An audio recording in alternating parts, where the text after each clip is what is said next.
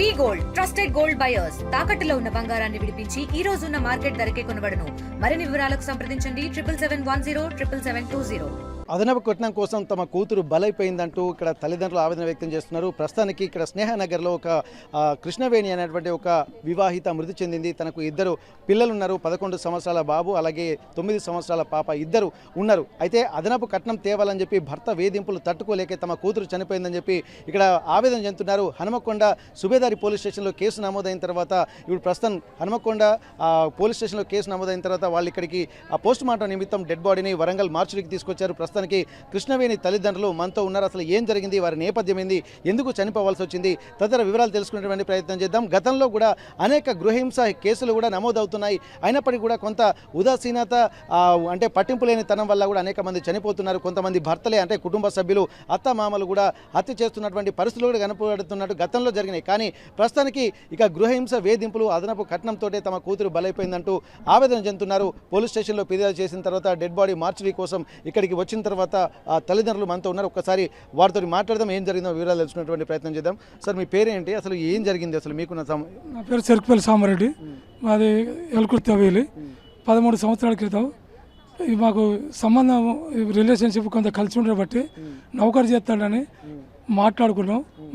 కట్నం ప్రకారంగా పూర్తిగా చెల్లించిన తర్వాత పెళ్లి కట్నం కానుకలిసి చేసిన తర్వాత సంవత్సరం నుండి అదనపు కట్నం కోసం ఇబ్బంది పెట్టిండు.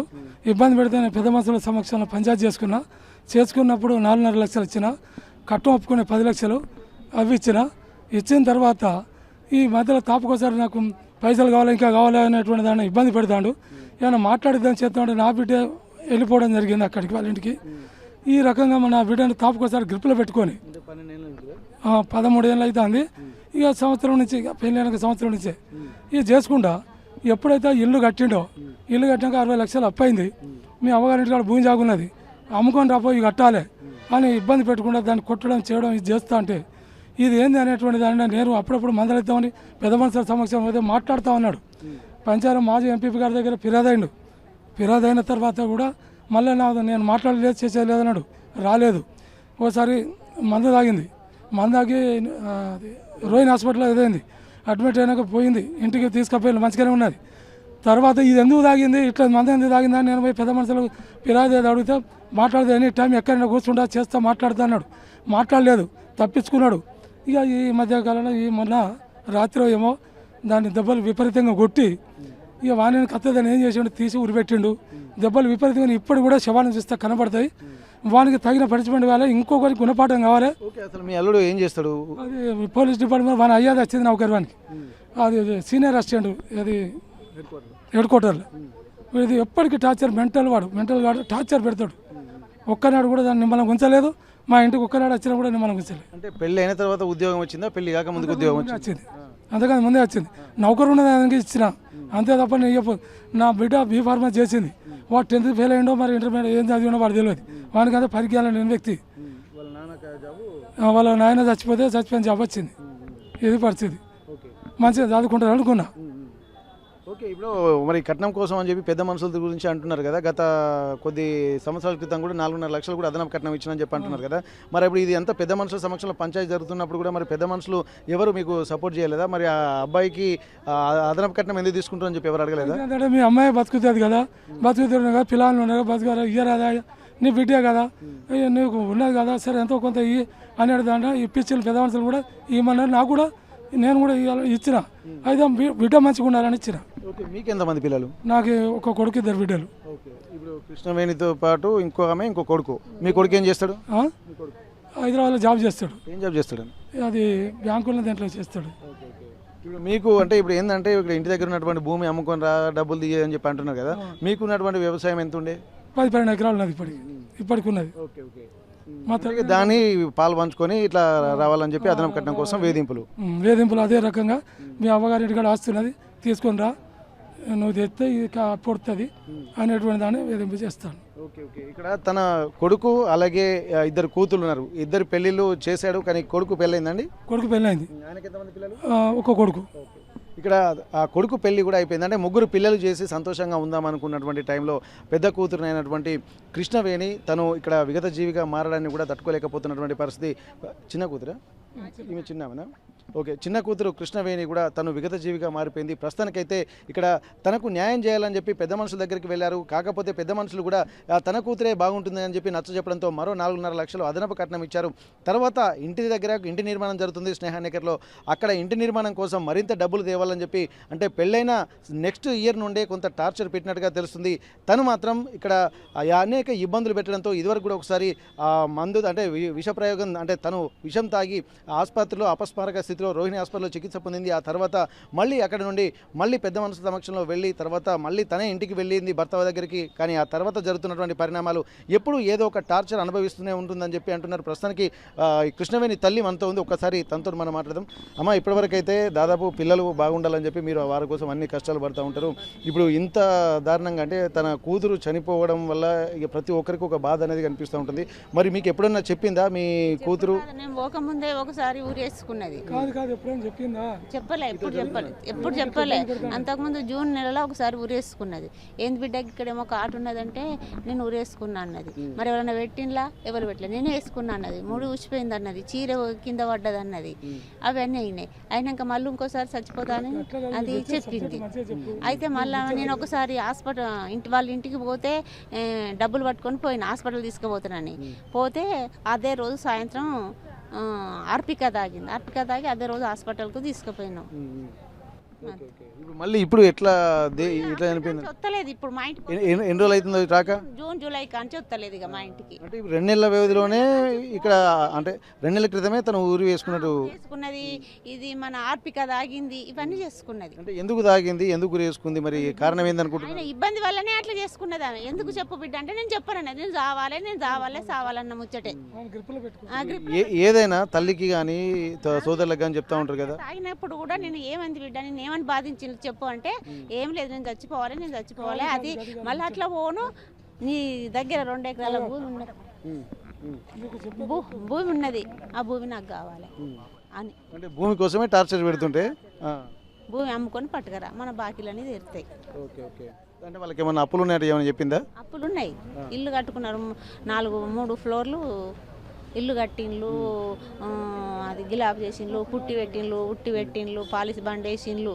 ఆ ఇల్లు కట్టింది కూడా మమ్మల్ని రమ్మనిలే, ముగ్గు వచ్చిన రోజు రమ్మనిలే, ఇది దర్వాజలు పట్టినట్టు రమ్మని, ఒక ఇళ్ళకి వచ్చిన రోజే రమ్మని అన్నారు అంతే.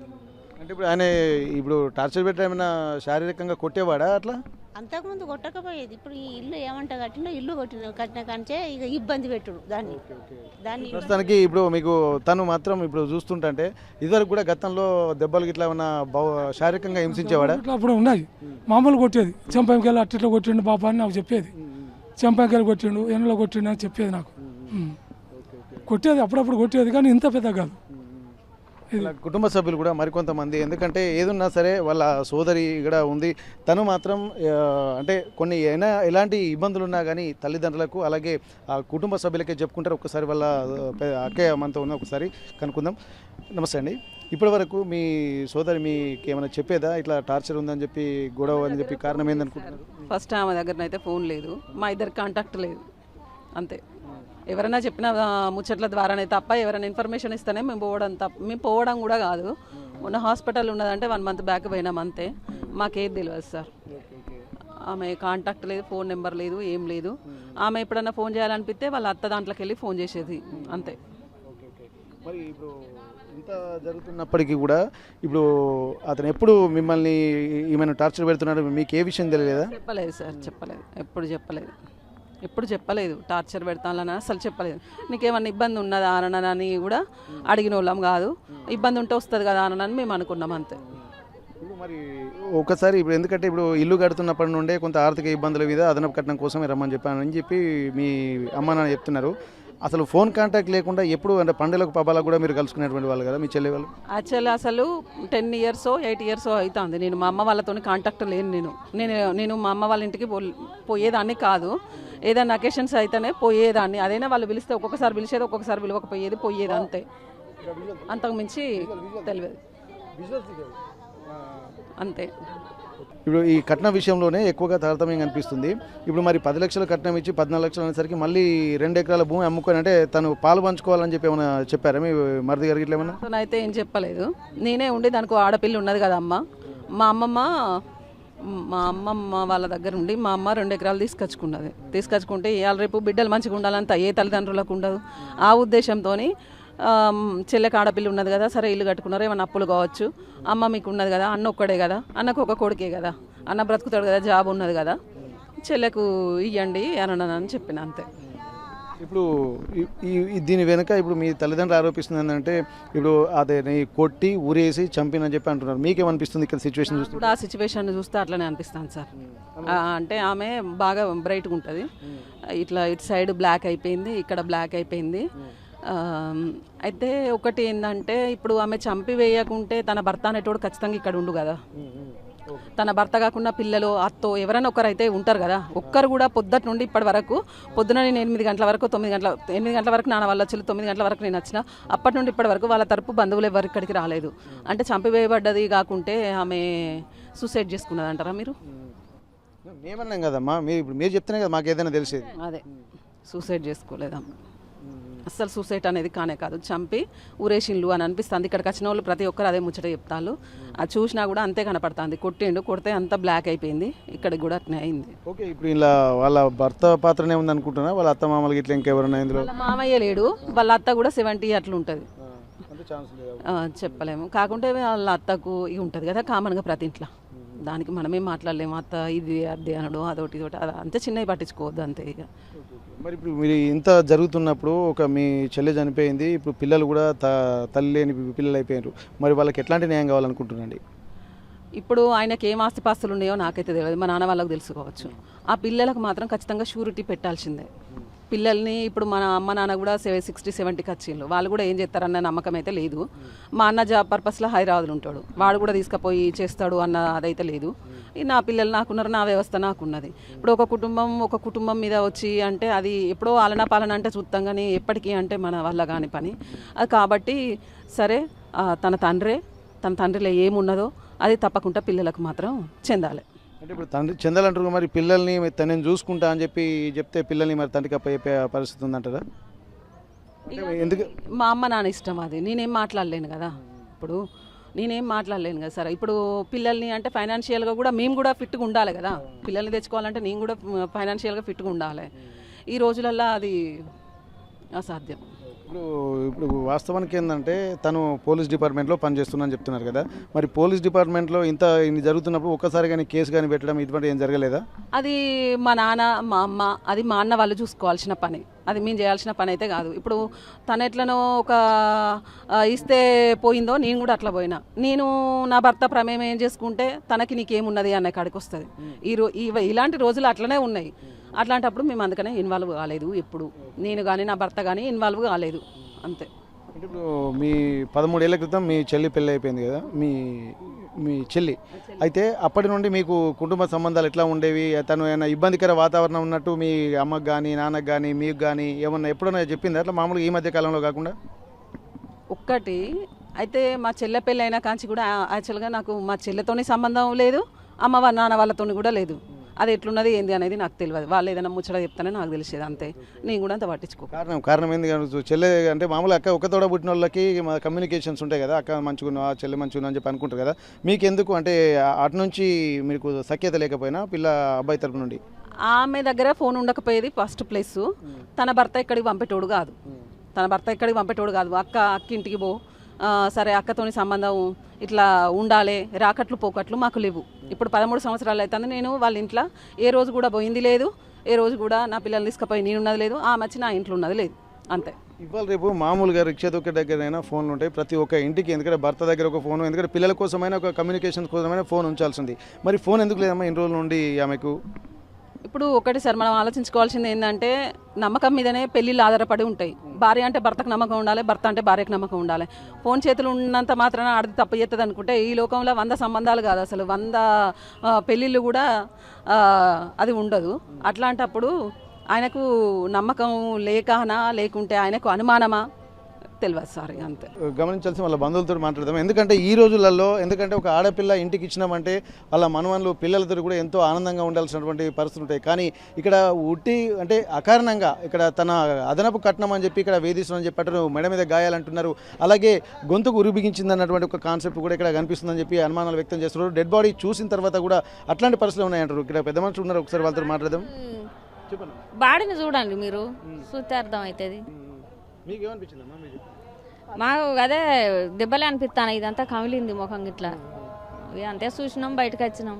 మరి మనం వచ్చేటరకు ఆయన పిల్లలు, ఆయన అమ్మో ఎవరన్నా నీడు ఉండాలి కదా. అప్పటికిప్పటికి వాళ్ళు ఒక మనిషి కూడా కనపడలే, వాళ్ళ బంధువులే లేరు, రాలే. పోయినా కూడా ఎక్కడ దొరుకుతలేడు. ఇక అంతే. అంటే ఇప్పుడు పరారులు ఉన్నాడు, ఆయన పరారులోనే ఉన్నాడు. పోలీస్ డిపార్ట్మెంట్లో ఉండి కూడా పరారులోనే ఉన్నాడా? పరారులోనే ఉన్నాడు, రాలే. ఇప్పుడు మరి వాళ్ళ కుటుంబ సభ్యులు బంధువులు కూడా ఎవరు టచ్లో రాలేదు ఇప్పటివరకు? నాకు ఎవరు టచ్ కాలే.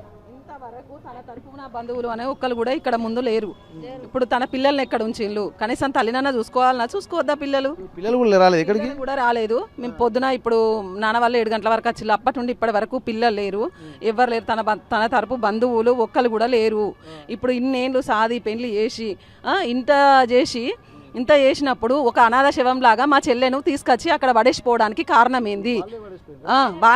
ఆయన రాలేదట. ఎవరో ముసలాయన పొద్దున ఉండి చూసి చెప్పిండు మాకు, ఎవరో అతను చెప్పిండు కదా ఇక్కడ ఉండి ఆయన నిన్న సాయంత్రం ఉన్నట్టున్నది, వాళ్ళ బాడీ ఇట్లా రావచ్చు. నిన్న సాయంత్రం ఆయన ఉండి చెప్పిండు కదా, అమ్మ ఎవరో ఒక 2 తీసుకొచ్చిళ్ళు, లోపల తోలిపోయిళ్ళు అని చెప్పిండు. మరి ఎందుకు ఇంత రెస్పాన్సిబిలిటీ లేకుండా? అంటే ఇప్పుడు తను చనిపోయిన తర్వాత ఎంజిఎం తీసుకొచ్చారా, లేకపోతే గాయాలైపోయి ఇబ్బందిగా ఉన్నప్పుడు హాస్పిటల్ ట్రీట్మెంట్ కోసం తీసుకొచ్చారా ఇక్కడికి? వాళ్ళు అనేది ఏంటంటే ప్రాణం ఉన్నదని అంటారు. మనము ఊరి వేసినాక ఖచ్చితంగా ఒక ఫోటోనైనా తీస్తారు. పోలీసులు వచ్చేదాకా ఊరి ఇప్పరు, ఇది రూలు. నాకు తెలిసినంత వరకు నేను చెప్తానా, అదొక రూల్ ఉంటుంది. మరి అప్పుడు ఫోటో అన్న తీయలేదు, సరే ఉరి పెట్టుకొని చనిపోయిందే అనుకుందాం. మరి తీసుకొచ్చినవి నువ్వు మరి ఉరి పెట్టుకొని చనిపోయింది, మరి నాకు సంబంధం లేదు, ఆమె నిద్ర లేచి చనిపోయిందని నువ్వు ఇక్కడ ఉండొచ్చు కదా. నువ్వు ఒక అనాథ శవంలాగా పడేసిపోతే ఆ తల్లిదండ్రులకు ఎంత ఉంటుంది బాధ? ఆ కుటుంబంలో పరిస్థితి ఎట్లుంటుంది, బాధ అనేది ఎట్లుంటుంది చెప్పండి. ఉరికి పెడితే ఇక్కడికి ఎందుకు తీసుకురావాల్సి వచ్చింది కదా. మరి ఉరి పెట్టుకొని చనిపోయింది నీ బిడ్డ అని మా తల్లికి తండ్రికి అయినా చెప్పచ్చు కదా. చెప్పలేదు, అట్లా కూడా చెప్పలేదు, ఇట్లా కూడా చెప్పలేదు. ఆకాశరామన్ అన్నట్టు ఎవరో ఫోన్ చేసి చెప్తే నాన్నకు తెలిసింది. నాన్న తర్వాత ఎవరో నాకు ఇన్ఫర్మేషన్ ఇస్తే నాకు తెలిసింది. ఇప్పుడు స్నేహనగర్లోనే వాళ్ళు ఉంటుంటారు ఇప్పుడు ప్రస్తుతానికి? ఇప్పుడు స్నేహనగర్లోనే ఉంటాలని తెలుసు నాకు, వాళ్ళ ఇల్లు ఎక్కడో కూడా నాకు తెలియదు, అంతే. ఇప్పుడు వాళ్ళ పిల్లల్ని తీసుకొని ఇప్పుడు లేరని చెప్పి అంటున్నారు కదా, మరి పిల్లల్ని తీసుకొని ఎక్కడికి వెళ్ళి ఉంటారు అనుకుంటారు మీ? ఇప్పుడు ఫస్ట్ పోలీస్ స్టేషన్లో ఉన్నారని అన్నారు. ఫస్ట్ పోలీస్ డిపార్ట్మెంట్ వాళ్ళు ఇప్పుడు ఇవాళ దహన సంస్కారాలు అయ్యేది ఉండే. ఫస్ట్ పోలీస్ డిపార్ట్మెంట్ వాళ్ళు ఏం చేసిండ్రు, దరఖాస్తు తీసుకోలేదట. మా అమ్మ మా నాన్న దరఖాస్తు ఇస్తే తీసుకోలేదట. మరణ వాగ్మూలం రాసింది అంటే మరణ వాగ్మూలం రాసినాక మరి నువ్వు కూడా ఉండొచ్చు కదా. ఇప్పుడు ఒక తల్లికి కడుపు కోతున్నది, నిన్న ఒక 2 దెబ్బలు కొడితే వచ్చేదేమున్నది? ఆ కోపం పోయేదాకా కొడతారు, తర్వాత కొడతారా?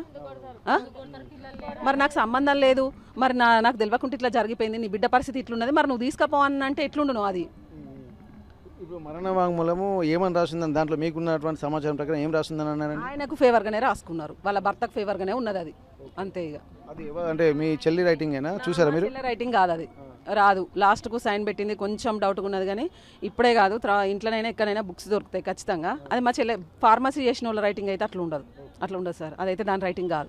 లెటర్ ఎవరి దగ్గర ఉందా? పోలీసుల దగ్గర ఉందా? పోలీసుల దగ్గర. సెల్లులో కూడా ఉన్నట్టున్నది, సెల్లులో కూడా ఉన్నది, సెల్లులో పెట్టిండ్రు. ఒకసారి ఇక్కడ ఏంటంటే ఇక్కడ చనిపోయే ముందు తను ఒక పోలీసులు మాత్రం ఆరోపిస్తుంది ఏంటంటే తన మరణ వాంగ్మూలం కూడా దాంట్లో ఉందని చెప్పి అంటున్నారు. అసలు ఏం జరిగింది ఒకసారి మనం తెలుసుకునేటువంటి ప్రయత్నం చేద్దాము. ఇక్కడ వాళ్ళ తండ్రితోటి మనం మాట్లాడదాం. ఎందుకంటే తను ఇప్పుడు అనేక అనుమానాలు వ్యక్తం చేస్తున్నారు. తన సోదరి చనిపోవడం వల్ల కూడా అసలు చనిపోయలేదు, తను చనిపోయేంత పెరిగిది కాదన్నటువంటి కూడా వాళ్ళు చెప్తున్నారు. ఇప్పటి వరకు ఎన్నో ఆలోచనలు కూడా దీనిపై రేకెత్తుతున్నాయి. ప్రస్తుతానికి పోలీసులు కూడా కొంత కంప్లైంట్ తీసుకోకపోవడం లేదన్నటువంటి విషయాన్ని కూడా చెప్తున్నారు. మరి వాళ్ళు తీసుకున్నారా లేదా, ఏం జరిగింది ఒకసారి వాళ్ళ తండ్రితో మాట్లాడదాం. మీరు పోలీస్ స్టేషన్కి వెళ్తున్నప్పుడు కంప్లైంట్ తీసుకున్నారండి? మొదలు తీసుకోలేదు, 4 గంటలు వేసిండు. కంప్లైంట్ ఇట్లా కాదు, వాళ్ళకి ఇంత కొంత దిద్ది కొంత కొట్టేయాలన్నారు. లేదు నాకు ఉన్నటువంటి నేను చూసింది ఇస్తానంటే తీసుకోలేదు. తర్వాత మళ్ళీ దాన్ని సవరణ చేసి రాసిస్తే 4 గంటలకు తీసుకున్నారు. 4 గంటలు పట్టింది పోలీస్ స్టేషన్. ఇది ఇప్పుడు మీ కూతురు సూసైడ్ చేసుకుంది అని చెప్పి ఇక్కడ మరణ వాంగ్మూలం రాసినట్టు పోలీసులు చెప్తున్నట. మరి మరణ వాంగ్మూలంలో అది మీ కూతురు రాసిందా, లేకపోతే ఆ లెటర్ ఎక్కడిది అసలు? అది డూబే, అది మాకు నా బిడ్డ రాసింది కాదు, వాళ్ళు వేరే వాళ్ళతో రాయించి పెట్టిండ్రు. నా బిడ్డ రైటింగ్ కాదు, బిడ్డ రాయలేదు. ఎవరు రాసి పెట్టిన అంటారు? వాళ్ళు వాడే భర్తే, మా అల్లుడే రాయించి పెట్టి వానికి ఏది రాకుండా తప్పించుకోవడం పోలీస్ డిపార్ట్మెంట్లో ఉండి తప్పించుకోవడానికి నేను ఎట్లా దీన్ని వడగొట్టాలనే ఆలోచనతోనే వాడు చేసుకున్నాడు. అది పరిస్థితి. మరి పోలీస్ వాళ్ళు ఎందుకు మీరు ఇచ్చినటువంటి కంప్లైంట్ ఎందుకు తీసుకోలేదు అనుకుంటున్నారు? డిపార్ట్మెంట్ కదా, డిపార్ట్మెంట్ కాబట్టి కొద్దిగా ఆయనను సేఫ్ సైడ్ చేయడానికి ప్రయత్నం చేయవేళ్ళు. ఇది మేము ఏది ఇచ్చినా తీసుకోవాలి, అది ఏదో పోస్ట్ మార్టం వెళ్ళిపోతుంది. నేను కంప్లైంట్ ఇచ్చినప్పుడే 4 గంటలు అక్కడ కూర్చొని పెట్టింది. మీరు చూసినటువంటి మరణ వాంగ్మూలంలో ఏమని రాసిందండి? నేను ఇంకా మరణ వాంగ్మూలం ఎక్కడైతే కాదు. ఇప్పుడు తను చనిపోయే ముందు రాసిన లెటర్ ఉందని చెప్పి అంటున్నారు కదా, దాంట్లో ఏముందన్నారు మీకు తెలిసినది?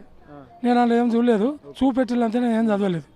మరి చూపెట్టినప్పుడు చదవచ్చు కదా, మీకు క్లారిటీ వచ్చేది కదా. సార్ సరిగా చూపెడతాడు, ఎస్ఐ గారు చూపెట్టలేదు, ఇట్లా చూపెట్టాడు తీసుకున్నాడు.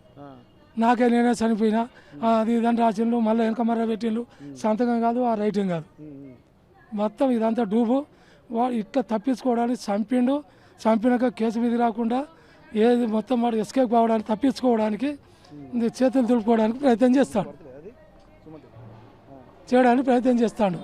ప్రయత్నం చేసి డిపార్ట్మెంట్ను అండగా పెట్టుకొని వాడు చేసే ప్రయత్నం ఇది. వానికి తగిన పనిష్మెంట్ కావాలి. ఇటువంటిది ఇంకో కుటుంబానికి రావద్దు, ఇటువంటి అమ్మాయికి ఇట్లా జరగద్దు. ఇప్పుడు మీరు దీన్ని ఆరోపిస్తున్న దాని ప్రకారం చూస్తున్నట్టయితే మరణ వాంగ్మూలం మీ బిడ్డ రైటింగ్ కాదని చెప్పి అంటున్నారు. మరి మీ పిల్లలు ప్రస్తుతానికి వాళ్ళ దగ్గరనే ఉన్నారని చెప్పి చెప్తున్నారు. ఇప్పుడు మరి వాళ్ళు ఇంటి దగ్గర ఉన్నారా, పోలీస్ స్టేషన్లో ఉన్నారా, లేకపోతే ఎక్కడికైనా పారిపోయినారా? వాళ్ళు ఎక్కడ పోయింది తెలియదు సార్. వాళ్ళ ఇంటికి పోతే తాళం పెట్టి ఉన్నది, పోలీస్ స్టేషన్ కానీ లేరు. వాళ్ళు ఎక్కడికి పోయింది తెలియదు, ఏమైంది తెలియదు. వాళ్ళు ఇక ఇక్కడికి రాకుండా ఎక్కడికో పోయినలు. ఇక్కడ అనాథ శవం లెక్క ఇక్కడ పడేసిపోయిన పొద్దున. ఇది పరిస్థితి, అనాథ శవం లెక్క ఇక్కడ పడేసిపోయినలు. మేము వచ్చారికి ఎవరు లేరు, శవాన్ని చూసినా బాధపడ్డా. ఇదంతా జరిగింది, వాడు కావాలని చంపిండు, చేసిండు. వానికి తగిన పనిష్మెంట్ కావాలి. ఈ వరకట్న వేధింపులు, ఈ ఇంట్లో గృహహింస చేసేటువంటి వానికి వీంది ఒక గుణపడం కావాలి, సత్యనారాయణది ఒక గుణపడం కావాలి. ఓకే, ఇప్పటి వరకు ఒక్కరు కూడా మీ పిల్లలు రాలేదు, ఎందుకంటే తల్లి చనిపోయినాడు, పిల్లల్ని తీసుకొచ్చి రావాల్సి ఉంటుంది. కానీ పిల్లల్ని కూడా ఇక్కడికి తీసుకురాకపోవడం ఎట్లా చూస్తున్నారు మరి దీన్ని? మేము వాళ్ళు ఎట్టి పరిస్థితుల్లో చంపిళ్ళు, తీసుకురావద్దని తీసుకురాలేదు. వాళ్ళు ఏం చెప్తారో పిల్లలు కూడా చెప్తారు, మా తండ్రి చంపిండు, మా తండ్రి కొట్టిండు అనేది చెప్తారనే ఉద్దేశంతో ఇక్కడ తీసుకురాలి. వాళ్ళు చెప్పగలుగుతారు. ఇది పరిస్థితి. అంటే పిల్లలు వస్తే ఒక క్లారిటీ వచ్చే అవకాశం ఉంటుంది. కొంత వస్తుంది, కొంత రావచ్చు. భయపడి చెప్పకపోవచ్చు, కొంత చెప్తారు, కొంత ఎంతో కొంత చెప్తారు. కానీ వాళ్ళు పడుకున్నాక చంపిండా తెలియదు. అది కూడా ఆలోచన. అంటే ఇప్పుడు పిల్లలు ఏమైనా మ్యానిపులేట్ చేసే విధంగా ఇక్కడికి వస్తే మళ్ళీ మిమ్మల్ని చూసి విషయం చెప్తారని చెప్పి వాళ్ళ దగ్గర ఉంచుకోవచ్చు అనుకోవచ్చా? అదే జరిగింది. మమ్మల్ని చూసి కనుక అక్కడ జరిగింది చెప్పేటువంటి ప్రయత్నం ఉంటుంది అనే దానినే వాళ్ళు ఎస్కేప్ అయింది. ఇది ఇప్పుడు ఇప్పటి వరకు ఒక్కరు కూడా ఇక్కడికి రాలేదు కదా. ఇప్పుడు మరి వాళ్ళ బంధువులు మీ వియ్యంకుడు చనిపోయాడు అంటున్నారు. మరి మీ వియ్యంకుడు చనిపోయారు, ఇప్పుడు మీ వియ్యంకురాలు ఉంటుంది కదా, ఇప్పుడు ఆమె దీన్ని ఏమన్నా మాట్లాడగలిగిందా? ఎప్పుడు మాట్లాడలేదు ఆమె. ఎప్పుడు వాళ్ళ మీకు ఎరక, మీ బిడ్డకి, మీ అల్లుడికి ఎరక అనేది. ఆమె కూడా ఇంట్లోనే ఉంటుంది. ఆమె కూడా ఎప్పటికీ వేధింపులే. ఇప్పుడు మీ బిడ్డ దగ్గర కనీసం ఫోన్ కూడా లేకుండా ఉన్న ఇన్ని రోజుల నుంచి ఉన్నదని చెప్పండి. ఎందుకట్లా? ఆయన అదొక రకమైన ఒక సైకోగాడు. ఫోన్ కానీ అది కానీ ఎంతమంది స్కూల్కి పోయేది, టీచింగ్ చేసేది, ఇంట్లో నుంచి బయటకు పోనిస్తలేడు. ఫోన్ ఉండదు, టీవీ ఉండదు, ఇవన్నీ చేసి నేను కొనిద్దామంటే కూడా ఇవి వద్దంటాడు. బీ ఫార్మసీ చేసింది. ఏదో నౌకరు ఉన్నది కానీ నేను ఇచ్చే అమ్మాయే కాదు, వానికి అనవసరంగా ఏదో రిలేషన్షిప్ కొంత కలిసి ఉన్నదని ఇచ్చిన. ఇది పరిస్థితి. పోలీసులు దీని మీద ఫైనల్గా ఏం చెప్తున్నారు? ఇప్పుడు మీరు పోస్ట్ మార్టం దగ్గరికి వాళ్ళు అంటే వాళ్ళ భర్త కూడా తీసుకెళ్ళాలని చెప్పి అంటున్నారు ఇక్కడికి. మరి ఎవరు తీసుకొచ్చారు ఇక్కడికి? ఎవరు తీసుకొచ్చింది తెలియదు. వాళ్ళంటే అంబులెన్స్ వాళ్ళు ఎవరో తీసుకొని వచ్చారు. అంబులెన్స్ ఫోన్ చేస్తే అంబులెన్స్ ఎవరు లేకుండా వాళ్ళు ఎట్లా తీసుకొస్తారు? వాళ్ళంటే వాళ్ళు డిపార్ట్మెంట్ పంపినట్టున్నది. పోలీస్ డిపార్ట్మెంట్ వాళ్ళు పంపినట్టున్నది అంతే. మరి దీని మీద ఇప్పుడు పోలీస్ డిపార్ట్మెంట్ కూడా ఇప్పుడు ఎవరి ప్రమేయం లేకుండా, ఎందుకంటే డెడ్ బాడీ తోటి కుటుంబ సభ్యులు ఇప్పుడు మీకు సమాచారం ఏంటంటే మీరనే తీసుకురావాలి. ఇప్పుడు వాళ్ళ బంధువులన్నా తీసుకొచ్చి ఇక్కడ రెస్పాన్సిబిలిటీ ఉండాలి. ఇప్పుడు వాళ్ళ తరపు నుంచి బంధువులు లేరు, మీ తరపు నుంచి బంధువులు లేరు. ఒక వేరే వెహికల్లో తీసుకొచ్చి ఇక్కడ అంటే చనిపోయినాక తీసుకొచ్చారా, లేకపోతే బతుకున్నప్పుడు ట్రీట్మెంట్ కోసం తీసుకొచ్చారా? చచ్చిపోయినాక ప్లానింగ్ చేసుకొని ఏది ఎట్లా చేయాలి ఏం కదా అనేది డిపార్ట్మెంట్ లెవెల్లో చూసుకొని తీసుకొచ్చి పడేసిపోయిన అంబులెన్స్ పిలిచాడు. అంబులెన్స్లోనే వచ్చిందట. అంబులెన్స్లో అంటే ఇప్పుడు ఈ ట్రీట్మెంట్ కోసం హాస్పిటల్లో జాయిన్ అయిందా ఫస్ట్, లేకపోతే డైరెక్ట్ మార్చులకే డైరెక్ట్ ఇలాగే ట్రీట్మెంట్ లేదు. ఆల్రెడీ ఎప్పుడో చనిపోయిన రాత్రి. చనిపోయిన తర్వాతనే వాళ్ళంతా ప్లానింగ్ చేసుకొని చేసిండ్రు తీసుకొచ్చి ఇలా పడేసిపోయిండ్రు. సత్యనారాయణ రెడ్డి మీ అల్లుడి పేరు? సత్యనారాయణ రెడ్డి ఓకే, కృష్ణవేణి. కృష్ణవేణి. ఓకే, ఇక్కడ ఈ మృతి పట్ల అనేక అనుమానాలు వ్యక్తమవుతున్నాయి. ఇక్కడ పోలీస్ స్టేషన్కు వెళ్ళిన తర్వాత పోలీసులు కూడా సకాలంలో స్పందించాల్సినటువంటి అవసరం ఉండేది. కానీ ఇక్కడ ఫస్ట్ ఇచ్చినటువంటి కంప్లైంట్ కూడా, అంటే తన కూతురు చనిపోయిందని చెప్పి ఆవేదనతో వెళ్తున్నప్పుడు ఆ కంప్లైంట్ కాపీ కూడా వీళ్ళు తీసుకోలేకపోయారని చెప్పి అంటున్నారు. దాని మీద సవరణలు చేయమని చెప్పి అంటున్నారు. మరి సవరణ ఏందనేది కూడా వాళ్లకు తనకి తెలియాల్సినటువంటి అవసరం ఉంటుంది. ఇక్కడ ఆ తర్వాత మాత్రం ఒక సూసైడ్ లెటర్ కూడా దొరికిందని చెప్పి అంటున్నారు. కానీ అందులో ఉన్నది కూడా తమ కూతురు లెటర్, తమ రైటింగ్ కాదని చెప్పి అంటున్నారు. తను బీ ఫార్మసీ చదువుకున్నది కాబట్టి ఆ చదువుకున్నటువంటి ఆమె రైటింగ్కి, ఎందుకంటే ఆమె నోట్స్ కొన్ని ఉన్నాయి, అవి చూస్తే ఆ రైటింగ్ ఈ రైటింగ్ కొంత తేడా తెలుస్తుందని చెప్పి అంటున్నారు. ఇప్పటికీ కూడా డెడ్ బాడీ చనిపోయిన తర్వాత ఇటు తల్లిదండ్రుల సమక్షంలో కానీ, అలాగే అంటే తను ఒక మృతురాలి డెడ్ బాడీని తీసుకొచ్చే టైంకి ఇక్కడ ఎంజిఎంకి రావాలన్నా కానీ, లేకుంటే ట్రీట్మెంట్ కానీ, లేకుంటే మార్చురీకి రావాలన్నా కానీ బంధువుల తరపు నుంచి ఏ ఒక్కరైనా ఉండాలి. కానీ ఇటు తల్లిదండ్రుల తరపు నుంచి ఎవరు లేరు, అలాగే ఇటు అత్తమామ తరపు నుంచి కూడా ఎవరు లేరు. మరి ఎవరిని తీయకుండా ఎవరు తీసుకొచ్చి ఇక్కడ డెడ్ బాడీ ఇక్కడ వేశారనేది కూడా చాలా ప్రశ్నార్థకంగా మారుతుంది. ఈ నేపథ్యంలోనే ఇక్కడ అనేక అనుమానాలు వ్యక్తం చేస్తున్నారు. తన అల్లుడే ఖచ్చితంగా చంపాడని చెప్పి ఇక్కడ ఆరోపిస్తున్నారు. తను మాత్రం ఇక్కడ పోలీస్ డిపార్ట్మెంట్లో ఇక్కడ హెడ్ క్వార్టర్లోనే తను ఒక రైటర్గా ఒక సీనియర్ అసిస్టెంట్గా కూడా పని చేస్తున్నాడని చెప్పి అంటున్నారు. ఇవన్నీ దృష్టిలో పెట్టుకుంటే మాత్రం ఇక్కడ డిపార్ట్మెంట్ కాబట్టి వాళ్ళను సంరక్షించేటువంటి పని చేస్తున్నారని చెప్పి ఇక్కడ తను ఆరోపిస్తున్నటువంటి పరిస్థితి. ఇక్కడ ఎవరైనా సరే బాధ్యత వహించాల్సింది పోలీస్ డిపార్ట్మెంట్ కూడా, వాళ్ళు ఒక రెస్పాన్సిబిలిటీ తీసుకోవాల్సినటువంటి అవసరం ఉంటుంది. కానీ ఇట్లా ఒక ఆడకూతురికి ఇంత అన్యాయం జరుగుతున్నప్పుడు డిపార్ట్మెంట్ వాళ్ళు కూడా కొంత సమయం పాటించుకుంటూ న్యాయం వైపు అడుగులు వేయాల్సినటువంటి అవసరం ఉంటుంది. కానీ ఇక్కడ పరిస్థితి చూస్తే మొత్తం ఒక ప్రీ ప్లాన్డ్గానే జరిగిందని చెప్పి ఇక్కడ వాళ్ళు తల్లిదండ్రులు ఆరోపిస్తున్నారు. ప్రస్తుతం కృష్ణవేణి మృతి పట్ల తన సోదరుడు ఉన్నాడు, ఒకసారి తనతో మాట్లాడదాం, తను ఏం చెప్తారో చూద్దాం. అసలు ఏం జరిగింది బ్రదర్? ఇప్పటి వరకు ఏంటంటే ఈ 38 సంవత్సరాల వయసులో ఉన్నటువంటి ఒక మహిళ చనిపోవడం అంటే ఒక కారణం, సివియర్ రీజన్ ఉంటుంది.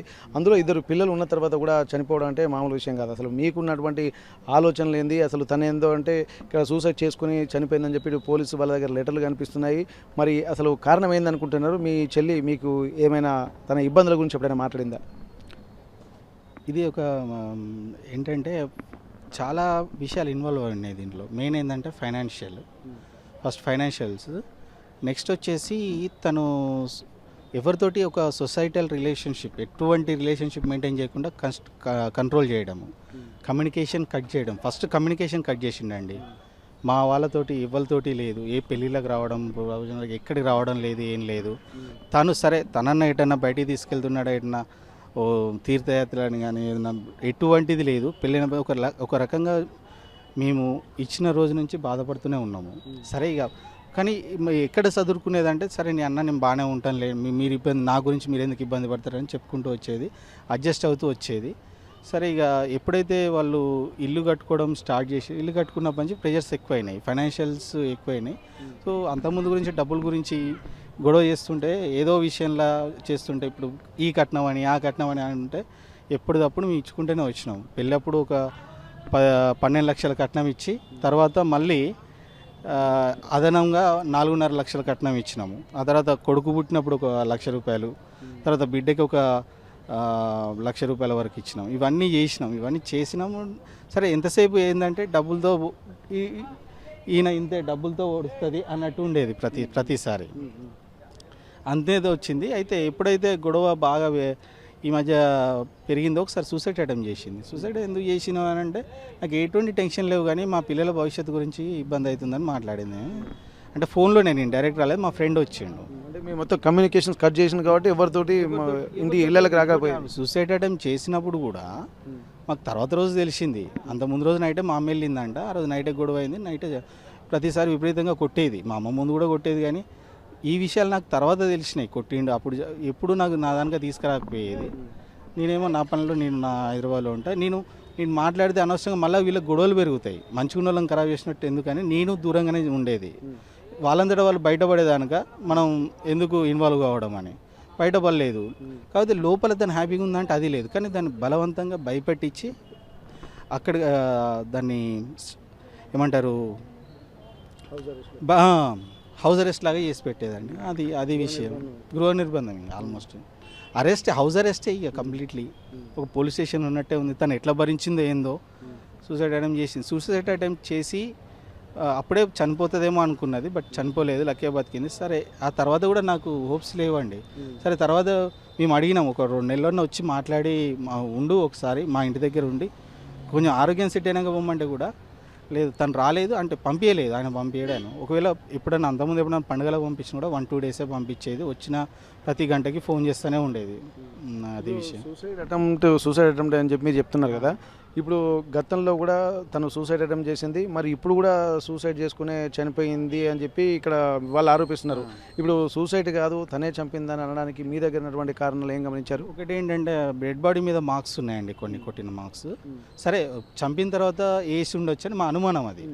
అంటే ఇప్పుడు మనమైతే లొకేషన్లో లేము, చుట్టుపక్కల వారు కూడా ఎవరు మనకు చెప్పిన వాళ్ళు లేరు, ఎందుకంటే చుట్టుపక్కల ఎవరితో మాట్లాడరు వీళ్ళు బేసిక్గా. సో అది జరిగిందండి, అది విషయం. మా అనుమానం ఏంటంటే బాడీ మీద మరకలు అంతే. ఇప్పుడు మీ పిల్లల భవిష్యత్తు ఎట్లా అనుకుంటారు? తను చూసుకుంటారా, లేకపోతే పిల్లల మీద ప్రేమ ఉందా, లేకపోతే మీ చెల్లిని ఇబ్బంది పెట్టినట్టే వాళ్ళని కూడా? తప్ప దేన్ని ప్రేమించాడండి, డబ్బు ఉంటే చాలు, ఇంకేది అవసరం లేదు, డబ్బును తప్ప ప్రేమించాడు. మరి మద్యం అలవాట్లు మిగతా అలవాట్లు ఏమున్నాయో కూడా మనకు తెలియదు. అంటే ఎప్పుడు ఆయనతో మనం ఒక పండుగకి కలిసింది లేదు, దేనికి కలిసింది లేదు, కామన్ ఫంక్షన్స్లో కూడా ఎప్పుడు ఆయన రాడు. అంటే మీ ఇంట్లో ఫంక్షన్లకు కూడా రాలేకపోయాను, ఏ ఫంక్షన్కి పిలిచినా రాలేదు. రాకపోగా ఇంకా మమ్మల్ని అవమానకరంగా మాట్లాడేది. మా చెల్లి నా దగ్గర దాకా దించేసి వెళ్ళేది, మరి ఇంపార్టెంట్ ఫంక్షన్ చిన్న వాటికి రామనపోయేది.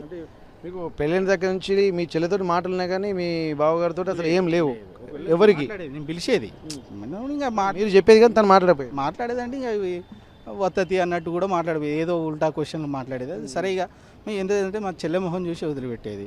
సరే పెద్ద మనుషులలో పంచాయతీ చేసుకుందామంటే వస్తా అంటారు, రారు. ఎందుకనంటే మనం పెద్ద మనుషులలో ఎందుకు పడాలి? మనం కాదు, సమస్యలు 10 మందిలో మాట్లాడుకుంటే పరిష్కారం అవుతాయి. స్టేషన్కి పోదామని అంటే ఆయన నాదే డిపార్ట్మెంట్, నీకు ఎవడు కేసు పెట్టాడు అనే ఉద్దేశంలో మాట్లాడేది అప్పుడు. సరే ఇక వాళ్ళు బతుకుతాను కదా అనే ఉద్దేశంతో మేము కూడా ఉన్నాము. బట్ అనుకోకుండా ఈరోజు ఆమె నైట్ ఎప్పుడో చనిపోయిందండి. పొద్దున 7:30కు నాకు తెలిసింది, నేను హైదరాబాద్లో ఉన్నా. పొద్దున 7:30కు ఇక్కడ ఒకవేళ ఆయన జెన్యున్ పర్సన్ అయితే శవము తీసుకొచ్చి శవంతో ఉంటాడు ఆ భర్త అనేటోడు, ఇక్కడ శవాన్ని పడేసి ఎక్కడ పోయిండో తెలియదు, మార్చిలో పడేసిపోయిండు. ఇప్పటికి కూడా రాలేదు, పిల్లలు కూడా రానిలేదు. వాళ్ళ అత్త కూడా కొంచెం ఇబ్బంది పెట్టేది తనను. సరే ఇక ఏదైతే ఫ్యామిలీ మనం ఎందుకు ఇన్వాల్వ్ కాలేదు, ఎందుకంటే ఉంటారు కదా, 2 పిల్లలు ఉన్నారు అన్నట్టు. ప్రస్తుతానికైతే వాళ్ళు ఏం చెప్పలేని దిగమింగుకుంటున్నారు బాధను, కాకపోతే ఆ కడుపులోనే ఆ బాధనంతా దాచుకుంటున్నారు. తన చెల్లి అలాగే వాళ్ళ కూతురు చనిపోవడాన్ని కూడా చాలా తీవ్రంగా పరిగణిస్తున్నారు. గతంలో కూడా అనేక ఇబ్బందులు కూడా పెడుతున్నాయి, కానీ బాధను బయటికి చెప్పుకోలేనటువంటి ఒక దీనస్థితి మాకు కనబడేది. ఏ ఫంక్షన్లకు కూడా తను పంపించకపోయేది. ముందుగానైతే తన ఫోన్ లాక్కొని అసలు ఫోన్ ఇవ్వకుండా దాదాపు 12 సంవత్సరాల నుంచి కూడా ఇంట్లోనే హౌస్ అరెస్ట్ చేసిన విధంగానే తను బిక్కుమంటూ బతికేది. బయట ప్రపంచంతో ఎవరితోటి కమ్యూనికేట్ లేకుండా చేశాడని చెప్పి అంటున్నారు. ఇంట్లోనే ఒకే ఇంట్లోనే బయటికి వెళ్ళడానికి లేదు. అలాగే తల్లిదండ్రులు కానీ బంధువులు కానీ ఏదైనా ఫంక్షన్లు పండుగలు ఏమన్నా ఉంటే కూడా అక్కడికి కూడా పంపించకపోయేది. ఇట్లాంటి పరిస్థితుల్లో తను కాలం వెళ్ళదీసింది. ఇట్లాంటి పరిస్థితులు భరించలేకనే తను గతంలో ఆత్మహత్య చేసుకుంది. ఈసారి కూడా చనిపోయినప్పుడు ఆత్మహత్య చేసుకుందనే మేము కూడా అనుకున్నాము, ఎందుకంటే ఆ బాధ భరించలేక. కానీ ఒంటి మీద ఉన్నటువంటి గాయాలు చూస్తుంటే ఖచ్చితంగా తను కొట్టి చంపి ఆ తర్వాత ఇక్కడ పోస్ట్ మార్టం కోసం ఇక్కడ మార్చురికి పంపించారని చెప్పి తెలుస్తుంది. ఇవన్నీ చూస్తుంటే ఒక ప్రణాళికాబద్ధంగానే జరిగిందని చెప్పి ఇక్కడ చెప్తున్నటువంటి పరిస్థితి. ఏదేమైనప్పటికీ కూడా తనకు న్యాయం చేయాల్సినటువంటి అవసరం ఉంటుంది. ఇట్లాంటి వ్యక్తి పోలీసులకు గతంలో కూడా కంప్లైంట్ ఇచ్చిన తర్వాత నేనే పోలీసుని, నా మీద కంప్లైంట్ ఇచ్చారు, వారి డిపార్ట్మెంటే నాది, ఎవరు చేస్తారన్నటువంటి ఒక బెదిరింపులు కూడా వీళ్ళకు చేసినట్టుగా తెలుస్తుంది. ఇవన్నిటిని చూస్తుంటే మాత్రం ఇంత దారుణమైనటువంటి పరిస్థితుల్లో అంటే మింగలేక కక్కలేక బయటికి చెప్పుకోలేక తన తల్లిదండ్రులకు సమస్యలు చెప్పుకోలేక ఒక్కతే కుమిలిపోయి తను అనేక రకమైనటువంటి అవమానాలు ఇబ్బందికర పరిస్థితుల నడుమ తను ఇన్ని రోజులు కాలం వెళ్ళదీసింది. చివరికి మాత్రం విగత జీవిగా మారినటువంటి పరిస్థితులు చూస్తే ఏం జరిగిందో కూడా తమకు కూడా అర్థం కాలేదని చెప్పి ఇక్కడ తల్లిదండ్రులు వాళ్ళ కుటుంబ సభ్యులు చెప్తున్నటువంటి పరిస్థితి. వరంగల్ MGM నుండి కెమెరా పర్సన్ వంశీతో వెంకటరత్నం, RTV వరంగల్. తెలుగులో ఫాస్టెస్ట్ న్యూస్ ఇప్పుడు కొత్త అవతారంలో 5 సెకండ్లోనే పూర్తి వార్తా సమాచారం మీ చేతిలో. సోషల్ మీడియా ట్రెండ్స్ మీ కళ్ళ ముందుకే live TV and voice search options తో ఇప్పుడే డౌన్లోడ్ చేయండి. యాప్ లింక్ డిస్క్రిప్షన్లో ఉంది.